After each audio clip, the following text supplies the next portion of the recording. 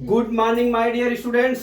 आज मैं आपको क्लास 8 मैथ का लेसन 12.3 गुणनखंडन फैक्टर का क्वेश्चन नंबर 4 लेके आया हूं। पार्ट 1 निर्देशांक भाग कीजिए। ठीक है, पहली सवाल दिया है 5 2x + 1 3x + 5 भागा 2x + 1। ठीक है, सेकेंड सवाल क्या दिया है 26xy x + 5 इंटू y - 4 भागा 13x y - 4। फिर क्या दिया है थर्ड सवाल 52 P Q R P plus Q into Q plus R into R plus P भागा 104 P Q into Q plus R R plus P. तीन सवाल दिया हुआ है। अब हम तीनों सवाल को सॉल्व करने आ रहे हैं। ठीक है, पहली सवाल दिया है, लिख लेते हैं 5 2x + 1।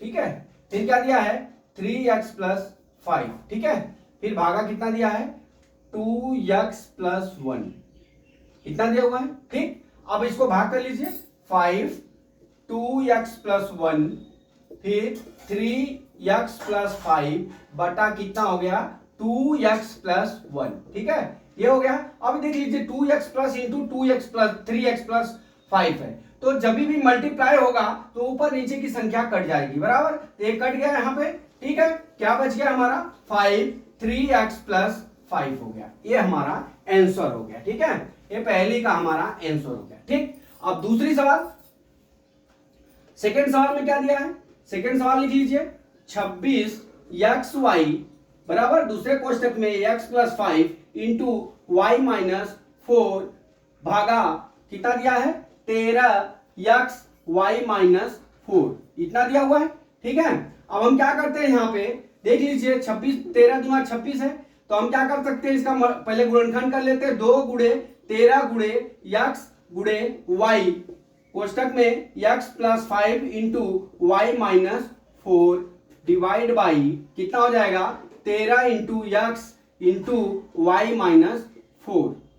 जब भी ये मल्टीप्लाई होगा तभी ऊपर और नीचे का सवाल का जो है कटेगा। ठीक है, भाग होगा तो y - 4 से कट गया। ठीक है, और x से कट गया 13 से कट गया।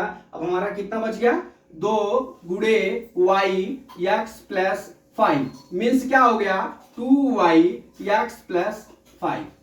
ये हो गया हमारा दूसरी सवाल। ठीक है, तो आप इसको नोट कर लीजिए, इसमें कुछ करना नहीं है, खाली डिवाइड करके काट देना है, वही जो बचेगा वो हमारा आंसर हो जाएगा। सेम प्रोसेस दूसरी सवाल में, इसका 26 का हम क्या करेंगे, इसका जो है हम गुणन फैक्टर कर लेंगे, गुणनखंड कर लेंगे।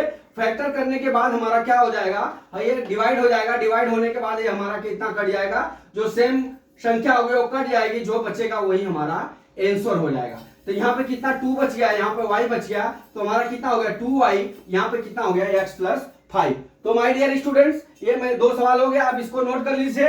अब मैं तीसरी सवाल बताने जा रहा हूं, इसको मैं मिटा दे रहा हूं। ठीक है,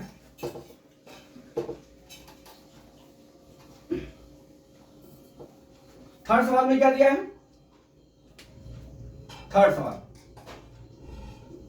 सवाल ये दिया है 22 पी क्यू आर कोष्टक में p + q दूसरे कोष्टक में q + r तीसरे कोष्टक में r + p भागा कितना दिया है 104 q + r फिर दूसरे कोष्टक में r + p दिया। ठीक है, इतना दिया हुआ है।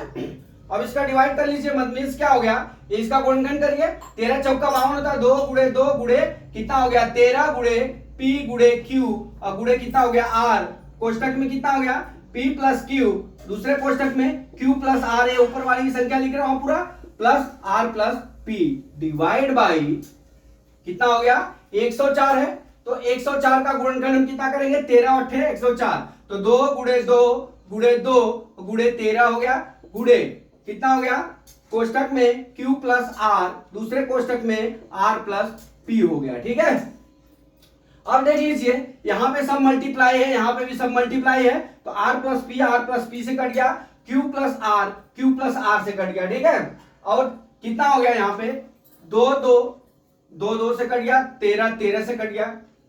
ठीक है, अब हमारा बचा कितना बचा 1/2 कितना बच गया p क्यू आर कोष्टक में पी प्लस क्यू हो गया। ठीक है, अब यहां कितना हो गया 1/2 P Q R P plus Q.